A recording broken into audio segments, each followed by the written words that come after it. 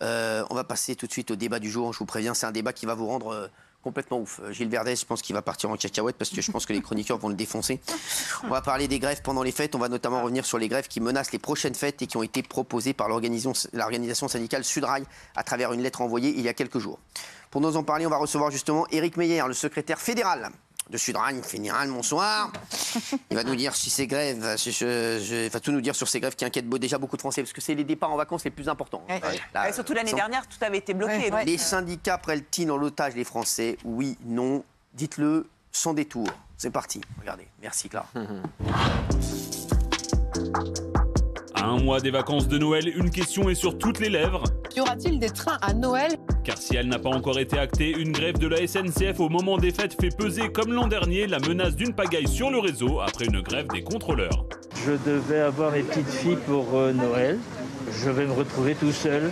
Alors que les syndicats qui estiment la hausse de salaire des cheminots insuffisante et qui appellent à une puissante mobilisation, de nombreux Français qui ont prévu de partir cet hiver sont aujourd'hui inquiets. Menace de grève de la SNCF pour les vacances de Noël, les syndicats prennent-ils les Français en otage? Merci Éric Meyer d'être avec nous, secrétaire fédéral Sudrail. Vous allez faire grève pendant les fêtes, Éric, ou pas? On verra.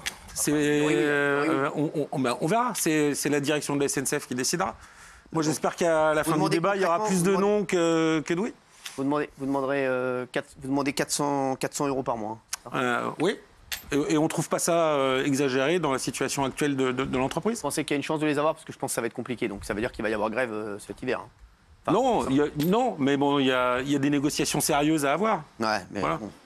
Il y a Philippe Bru, le DRH de la SNCF, affirme que les cheminots ont déjà bénéficié de 17 à 21% d'augmentation sur les 3 dernières années. C'est faux? C'est une manipulation des chiffres, c'est de la communication mensongère. Moi, je mets au défi la SNCF de poser sur la table une fiche de paye d'un cheminot qui aurait bénéficié de 17 à 21% d'augmentation, hors ancienneté et hors promotion professionnelle. Donc là, je vous dis, on est mal barré pour Noël. Après, Éric, forcément, ils essaient de faire avec les moyens qu'ils ont pour essayer de... Voilà, ils n'ont pas d'autres moyens aussi de se faire entendre. Combien gagne un cheminot au bout de 5, combien gagne un cheminot? Ça dépend. Non, mais ça dépend le métier. Le cheminot bashing. Non, mais ça dépend le métier. Ça dépend la technicité. Ça dépend la technicité du métier. Non, mais combien? Aujourd'hui, la SNCF, elle n'arrive pas à recruter. Voilà, c'est clair. Aujourd'hui, dans les régions, régulièrement, on voit Hauts-de-France, Pays de Loire, on supprime des trains parce qu'il n'y a pas les personnels de maintenance, parce qu'il n'y a pas les conducteurs de train. Donc, c'est bien aujourd'hui que dans cette boîte, il y a un problème. Voilà. En 2020, on a supprimé le statut des cheminots. Voilà, tout le monde était youpi, ces salauds de cheminots privilégiés, etc. On leur enlève leur statut. Seulement, ce qu'on a oublié, c'est que pendant 10 ans avant, il y a eu une austérité salariale de dingue, je veux dire, à la SNCF, où nous, on nous disait, vous avez le statut, donc faites des efforts en termes de salaire, et du jour au lendemain, on nous enlève le statut, et on nous dit, côté salaire. Du coup, combien gagne un cheminot au bout de 5 ans, 10 ans de carrière? Alors, non, mais ça dépend des métiers. Alors, donnez-moi un métier, je vous donne un salaire. Par rapport à l'éducation nationale. Un conducteur de train qui va refuser de prendre son train, qui va refuser de conduire un train à Noël pour emmener les gens passer Noël en famille, combien il prend par mois en net s'il a entre 5 et 10 ans de carrière? Parce que vous êtes délégué syndical, vous les connaissez les grilles de salaire? Oui, on les connaît, les grilles de salaire. Combien il prend en net avec un conducteur de train en début de carrière? 5 ou 10 ans. Voilà, en début de carrière. Mais laisse-le déjà en début de carrière, laisse-le. Non, mais en 5 ou 10 ans, ça va dépendre. Non, mais ça va dépendre de ses conditions de travail aussi. Je veux dire, voilà, une fourchette quand même. Oui, il y a une fourchette. Voilà, un conducteur de train en début de carrière, ça va être de l'ordre de 2200 €. Net. Voilà, net. Mais c'est quelqu'un qui ne va pas dormir tous les soirs chez lui, qui va travailler les week-ends. Un conducteur de train, une base de 35 heures par semaine. Quand même. Un conducteur de train, c'est 10 week-ends chez lui par an. Oui, le reste du temps, il est au boulot. Je veux dire, c'est comme une infirmière. Voilà. Oui, non mais et en fin de carrière, un conducteur de TGV, c'est environ 3500 € net par mois. Aux 35 heures. Oui, au 35. Oui, au 35 heures. Mais tout le monde est aux 35 heures, je veux dire, ici. Je dis 3 000 € aux 35 heures. Et on pourrait le payer plus. On pourrait le payer 4 000, 5 000. Moi, je suis bien payé ici. Mais faire la grève à Noël, quand tu es payé 3 000 € net, non mais 5 heures, je trouve que c'est un peu... On nous sort toujours... Oui, on nous sort toujours la grève... Non mais oui, mais pourquoi Noël? Pour moi, c'est une prise d'otage. Pourquoi Noël? Ça, je dis ça. Non mais le prise d'otage, l'anniversaire, c'était hier. C'était une vraie prise d'otage. C'est comme à l'époque, quand les gens avaient fait la grève avec Total. Ils avaient dit que c'est parce que le prix de l'essence était cher, 2 €, c'est inadmissible. Alors on bloque les raffineries, on bloque les stations-service. Et à l'époque, j'avais dit, c'est pas pour les gens qui font ça. C'est pour eux. La preuve, ils l'ont fait pour eux, parce que l'essence est restée à 2 €. Ils ne font pas la grève pour l'essence à 2 €. Et là, j'ai encore le même discours, j'entends. Nous, on ne fait pas la grève pour l'essence à 2 €. C'est un métier difficile de conduire des trains, je ne dis pas le contraire. Les 14 week-ends que vous m'expliquez, je ne dis pas le contraire. Mais j'entends, moi, de mon prisme à moi, 3 000 €. De mon prisme à moi, 3 000 € aux 35 heures, quand le salaire médian en France est à 1 800 €. Certaines personnes... 2150. Combien 2150 le salaire médian en France. Oui. La moyenne des Français, c'est 2005. Oui, 2150. J'ai pas cela, moi. J'ai entendu 1800. L'INSEE a sorti son rapport la semaine dernière. Sur 200 €. En tout cas, c'est pas 3000 la moyenne des Français. Donc je me dis, faites une grève, il n'y a pas de problème. Vos revendications, il n'y a pas de problème. Je suis pour. Je suis pas contre les grèves, moi. Je suis pour les revendications. Mais je dis que prendre les gens et dire aux gens, vous n'irez pas à Noël parce que nous on veut quelque chose. Je trouve ça bizarre. Bon, alors je termine. Alors si le conducteur de train, son salaire avec des super conditions de travail, c'était génial, pourquoi est-ce qu'aujourd'hui la SNCF peine à recruter les conducteurs de train et qu'il manque 1200 conducteurs de train pour pouvoir assurer le transport? Mais ça après, des cuistots 2005, on n'en trouve pas. Dans les travaux, on n'en trouve pas. Dans une entreprise, qui décide du moment des négociations salariales? C'est les salariés? C'est moi. C'est qui? C'est le patron. C'est le patron. Si le patron il décide de mettre les négociations salariales au mois de novembre, comment on fait? Mais vous on dit au mois de février, on n'est pas content? Vous les syndicats, que la direction préfère tous les ans. Ça m'étonnerait que la direction, elle préfère négocier juste avant Noël ou juste avant les Jeux Olympiques. Bah oui. Pourquoi? Parce que comme ça, elle a plein de oui comme ça. Elle a plein de oui comme ça. Elle a plein de oui comme ça. Daniel. Non mais excusez-moi, on a la même chose en juin, en juillet, donc c'est évidemment pour mettre une pression. Vous en avez rien à foutre des usagers. Le service public. C'est pas vrai. Excusez-moi, 15 grèves en décembre sur 20 ans. C'est juste parce que vous êtes le plus malheureux. Il y a eu 15 menaces de grève. Il y a une phrase de votre syndicat. Vous dites tout augmente et les cheminots ne s'en sortent pas. Mais vous croyez qu'il n'y a pas des millions de gens qui s'en sortent pas? Et ces millions de gens ils sont où? Ils font pas chier les gens. Ils n'empêchent pas des gens avec la vie difficile qu'on a en ce moment, des grands-parents pour leurs petits-enfants à Noël. C'est monstrueux ce que dégueulasse. C'est dégueulasse. Excusez-moi. Et 15 fois en 20 ans, je suis désolée, vous n'êtes pas malheureux tous les ans. La question du pouvoir d'achat, c'est vrai qu'elle touche tout le monde. Oui, elle touche tout le monde. Mais c'est toujours vous qui faites la grève, c'est quand même bizarre. Non, c'est pas toujours nous qui faisons la grève. Moi, je peux vous citer des entreprises qui sont en grève tous les jours. Je veux dire, je peux vous citer des entreprises qui sont en grève tous les jours. Seulement, bah oui, ça se voit pas. Je suis désolé, ça se voit pas. Voilà, ça ne se voit pas. Oui, mais vous profitez trop. Ça ne se voit pas. Je veux dire, aujourd'hui, la question des salaires, madame, je ne sais pas ce que vous faites comme métier. Rien, tu le vois bien. On voit bien qu'elle fait rien, Eric. Mais la question, je veux dire, des salaires en France, mais est-ce que on parlait de chiffres. Est-ce que vous vous rendez compte des chiffres? Là, le baromètre du Secours populaire, on a passé les 9 millions de personnes qui vivent sous le seuil de pauvreté. Les Restos du Cœur vont refuser des gens cette année. Et tout ça, c'est des travailleurs pauvres. Je veux dire, voilà, aujourd'hui, les prix, ils augmentent de manière démentielle. Oui, je veux dire, les grandes entreprises, c'est les salaires. Je veux dire, aujourd'hui, les cheminots, c'est des salariés comme les autres. Monsieur, moi, je suis avec vous, mais ce que je déplore, moi, dans les grèves à chaque fois, c'est jamais pour l'augmentation du prix du billet, c'est jamais parce qu'il y a des trains qui sont en retard, c'est jamais pour les conditions des voyageurs, c'est jamais pour les trains ou les bus ou les métros surchargés, c'est jamais des grèves pour les usagers. À chaque fois, c'est des grèves pour vous. C'est ça qui est un peu chiant. Non, c'est faux ce que vous dites. Quand on dit j'ai un exemple, le RERB. Le RERB avec des rames qui datent de 1960. L'augmentation du prix. Justement, vous venez de vous faire tacler par la... Moi, je voudrais Jean-Michel Maire pour vous mettre un peu de... Vous venez de vous faire taper par la Cour des comptes là, sur le RERB. C'est un très mauvais exemple. Non, mais on parle des salariés. On parle des salariés. C'est ça. Nous, les salariés. C'est le plus mauvais exemple. La Cour des comptes... Moi, je ne suis pas patron, monsieur. Non, mais la Cour des comptes vient de dire justement qu'il y avait un énorme problème d'entente entre la SNCF et la RATP. Non, mais vous parlez de patron, il me parle de salariés. À cause de cette ligne qui est la plus fréquentée d'Europe. Et Aujourd'hui, il y a 2 milliards de bénéfices pour la SNCF. 2,4 milliards.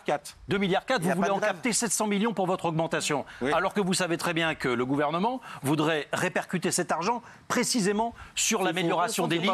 Mais si. Non, c'est pas vrai. Alors pourquoi il augmente le Navigo? Elisabeth Borne, vous avez envie de faire 1,5 milliard. On s'en fout là. Oui, ça y est, là, j'ai décroché. Je suis parti sur la RERB là. Non, parce que là, là où on se comprend pas, c'est qu'on vous reproche pas d'avoir des revendications salariales, d'estimer que vous êtes mal payé. Vous l'êtes peut-être, je sais pas, mais ne vous mettez pas dans votre sauce. Vous nous foutez dans la mouise à chaque fois. À chaque moment où les enfants, on a besoin de se retrouver parce qu'on habite tous à des coins différents de la France. Déjà, vous ne payez pas les transports, vous avez de la chance. Donc ça, c'est le salaire. C'est à moitié vrai. C'est à moitié vrai. Bien sûr que si. Mais attends, la famille dans la SNCF, je peux vous dire que tout le monde se régale. Voilà. Non, c'est fait. Donc ça, c'est un avantage impressionnant vu qu'on est souvent obligé de prendre beaucoup le train. Voilà. Donc c'est ce moment-là, quoi. Est-ce que les fleuristes font pas la grève à la Saint-Valentin? Les poules pondent des œufs à Pâques, etc. Donc, faites arrêter de foutre le bordel pour la Noël.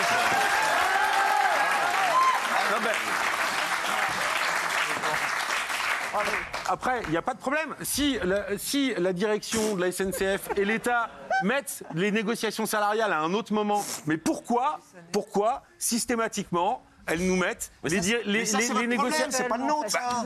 C'est notre problème. Bah oui, c'est votre problème. Et vous nous foutez dans le truc. Vous n'avez pas, vous, en tant que délégué syndical, tous les mouvements syndicaux qu'il y a à la SNCF, vous n'avez pas le pouvoir de dire en février ou en mars, on bloque? On a demandé cette année, courrier à l'appui, on a demandé que les négociations salariales se tiennent au mois de septembre.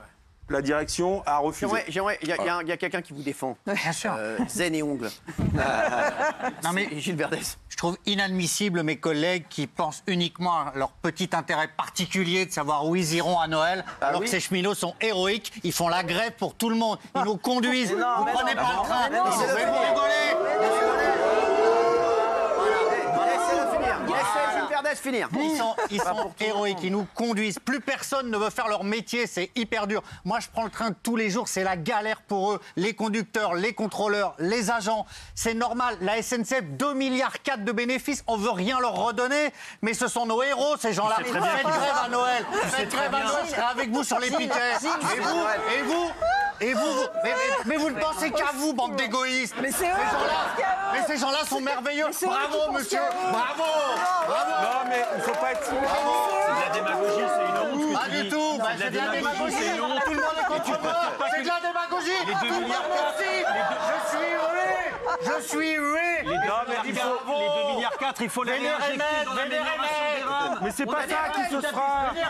Mais c'est pas ça. Il y a des mecs qui mettent 1h30 pour aller au travail le matin sur le RER. Mais vous êtes naïf comme ça. C'est la plus mauvaise ligne. Tous les jours le RERD, tous les jours, je vois la galère. Et quand il y a grève, je suis sur le quai pendant des heures. Et toi, tu veux qu'on augmente les salaires? Non, mais aujourd'hui, il n'y a pas que le salaire, il n'y a pas que la poche. Et puis l'éducation nationale, tu crois qu'ils gagnent mieux? Ils souffrent pour vous tous les matins. Vénérez maître, on dit à la fin d'une phrase. Mais il y a au moins... Je te vénère pas quand tu dis des conneries comme ça. Je te le dis, non, je te vénère pas. Tu dis des conneries. Il y a les flics, ils gagnent moins. L'éducation nationale gagne moins. Oui, les Chinois, ils gagnent moins.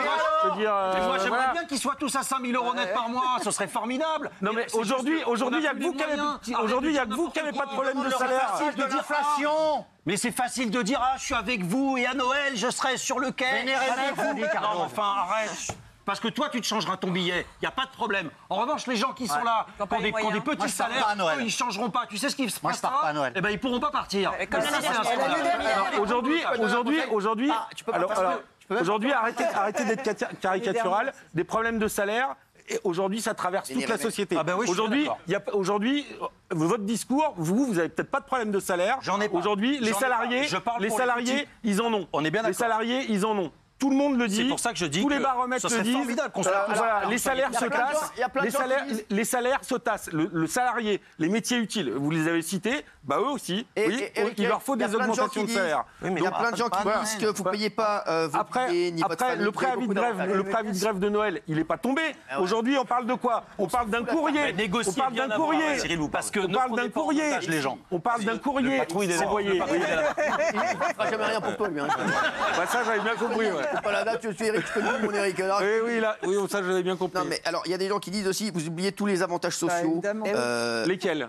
Vous payez vos billets ou pas avec votre famille? Alors, aujourd'hui, on a le droit à 8 allers-retours de TGV par an où on paye une partie de la réservation. Voilà. Et tout ça, c'est considéré comme un avantage en nature, fiscalisé comme un avantage en nature. Voilà. Aujourd'hui, est-ce que le boulanger il paye son pain? Est-ce que le commercial il paye sa bagnole? Voilà. Il paye ses préservatifs. Voilà.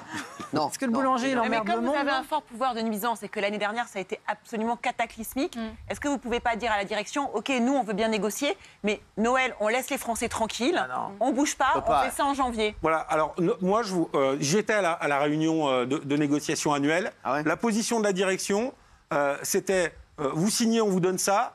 Vous signez pas, on vous donne rien. Et vous savez qu'il n'y aura pas de grève de toute façon, parce que Clément Beaune, il a dit qu'il faut absolument trouver une solution. Il a demandé à la direction de trouver absolument une solution. Et du coup, si nous, on ne réagit pas, est-ce que Clément Beaune monte au créneau en disant il faut absolument trouver une solution? Vous allez trouver une solution. Vous n'allez pas bloquer les Français. Vous ne répondez pas à une question par une autre question. Je vous pose une question. Est-ce que si aujourd'hui, nous, les organisations syndicales, on ne monte pas au créneau en disant non, mais là, ça suffit, est-ce que Clément Beaune réagit en disant à la direction de la SNCF trouver une solution? Bah oui, je pense qu'il va faire ça. Non, mais ce qu'il veut dire, c'est que votre action et la pression que vous avez mis en menaçant les vacances de Noël, elle a eu une incidence. C'est ça que vous voulez dire? C'est ça. Ce qu'en pensent les téléspectateurs. Tenez, le résultat. Donc il n'y aura pas de grève. Oh là, oui, 81%. Bravo Gilles. C'est Noël. Oui, non mais c'est Noël. Vous savez, c'est normal. C'est normal. Mais ce serait Noël ou ce serait une autre date? Non, le sondage serait le même. Vous empêchez les gens de venir au boulot la semaine, ce serait pareil. Vous empêchez les gens de partir en week-end, ce serait la même. Moi, de base, je suis pour le fait que vous fassiez grève. Je comprends vos revendications. Je comprends le fait que c'est un droit de faire grève. Vous avez le droit. La question, elle est posée. Est-ce qu'on est pris en otage? En réalité, c'est juste le mauvais moment. Et à chaque fois, c'est le mauvais moment parce que c'est avant les vacances scolaires. Non, parce que je comprends les revendications, mais c'est juste en même temps. On va pas partir à Noël, donc c'est pris en otage. Mais l'année dernière, moi, j'ai TGV Max. Ça veut dire que je paye 80 €. Tu l'appelleras dans la semaine.